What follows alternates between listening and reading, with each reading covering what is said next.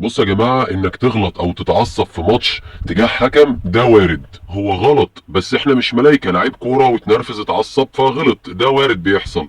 ومحمد هاني من اللعيبة المحترمة رغم اختلاف الانتماءات ورغم كل حاجة، لكنه لعيب محترم ومؤدب. ما نعرفش عنه انه بيخرج عن النص او انه قليل الادب. لكن انا هنا عايزك بس تتفرج على الطرح الاعلامي لغلط بتاع واحد، في حين ان لما غيره بيغلط بس لابس تيشيرت تاني مش هيبقى نفس الطرح الاعلامي ونفس التناول لنفس الموضوع او لنفس الغلط. حصل حديث سريع انا ومحمد هاني وسالته ايه اللي حصل او ايه سبب الطرد. حصل فاول في البدايه، كان فاول جامد على محمد هاني، فقام محمد هاني قال الكابتن يعني حضرتك شايف ان دي فاول، دي كلام طبيعي جدا. فقام كابتن معروف مطلع انذار. ساعه الهدف قبل الهدف على طول كان في فاول مع محمد هاني، فما حصل الهدف رجع هاني قال له يا كابتن في فاول هنا، قام مطلع الانذار وقال له كلمه ثانيه وانا هطردك. فجه محمد هاني راح اتكلم معاه قال له يا كابتن بعد اذن حضرتك وانت بتكلمني ليه كده؟ قال له خلي بالك انا عرباوي. فقال له احنا هنا في الملعب، انا ايه علاقتي بالموضوع ده دلوقتي؟ طب يا كابتن سيف يا اعلامي يا محترم، حضرتك كلمت محمد هاني وشرح لك وجهة نظره وقال لك هي كانت فاول، وبعد كده رحت بكلمه وقال لي انا عرباوي. طب ليه يعني حتى المهنيه الاعلاميه تقول لك انك تتصل بالحكم الطرف الثاني في الواقعه وتسمع منه.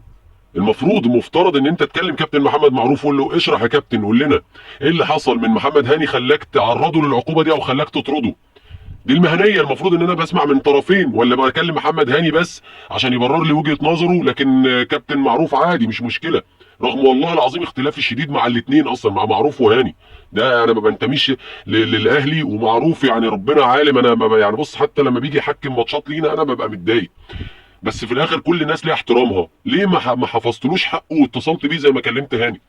وكمل اللعب لحد ما جت لحظه التغيير. راح هو مش عارف، قاعد بيفكر مين الكابتن في التوقيت ده، فشاف اللاعب اللي هو هيديله اهو اشاره كريم تقريبا، فراح لكريم. كل اللعيبه، هاني هو بيحكي لي قال لي كل اللعيبه يا كابتن طلعوا من نفس المكان، انا طالع عشان اسلم على الراجل اللي نازل وطالع بجري.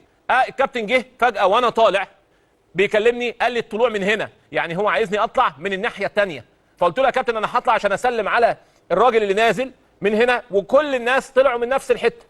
قام لافف الكابتن معروف ومديني احمر. يعني انا عايز اسالك سؤال يا كابتن سيف يا اعلامي يا محترم، حضرتك هل ده بيبقى نفس التناول لاي واقع طرد لاي نادي تاني في اي ماتش؟ ده بيبقى نفس ده انت بتكلم حضرتك كل لعيب يطرد تفهم وجهة نظره ايه؟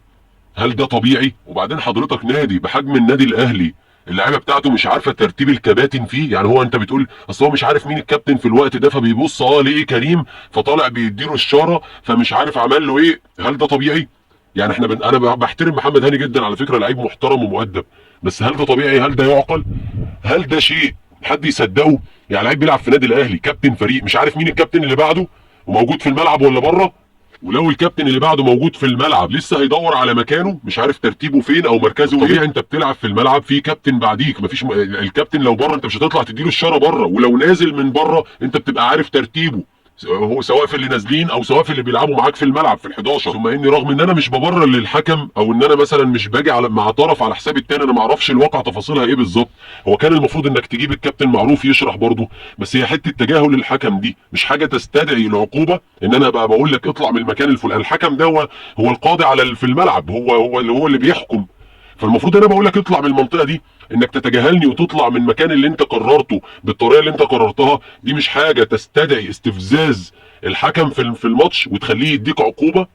يعني هو الراجل طلع انذار تاني وطرد، ما طلعش طرد مباشر. يعني حتى ما يعني بص ما دبحكش، هو عاقبك نتيجه لفعل استفزازي حصل منك في الملعب، رغم ان انا بحترم محمد هاني جدا ورغم ان انا شايف ان الموضوع ما كانش يستاهل كل ده.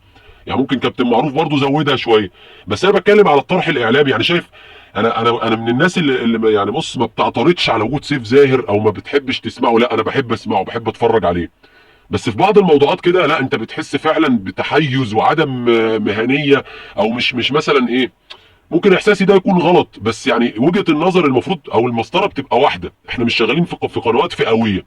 انا دلوقتي مسطرتي لازم تبقى واحده مع كل الناس كده يا كابتن. لما لعيب يطرد في نادي الزمالك اتصل بيه واعرف مبرراته ايه، عمل ايه، الحكم كلمه قال له ايه.